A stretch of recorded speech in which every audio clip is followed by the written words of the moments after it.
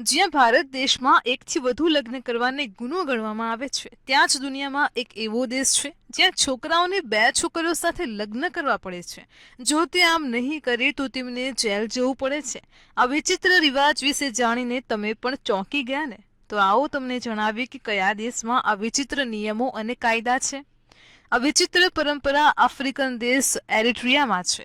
અહીં છોકરાઓને બે લગ્ન કરવા પડે છે. તે જ સમયે જે પુરુષો બે લગ્ન કરવાનો ઇનકાર કરે તેમણે આજીવન કેદની સજા ભોગવવી પડે છે. સૌથી આશ્ચર્યની વાત એ છે કે લગ્નની આ વિચિત્ર પરંપરા લગ્ન કાયદા સાથે પણ જોડાયેલી છે. અહીં કોઈ મહિલા તેના પતિને ફરીથી લગ્ન કરવા રોકી શકતી નથી.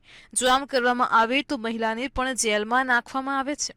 તમને જણાવી દઈએ કે હકીકતમાં એરિટ્રિયામાં મહિલાઓની વસ્તી પુરુષો કરતાં બમણી છે, જેના કારણે પુરુષોને બે છોકરીઓ સાથે લગ્ન કરવા પડે છે.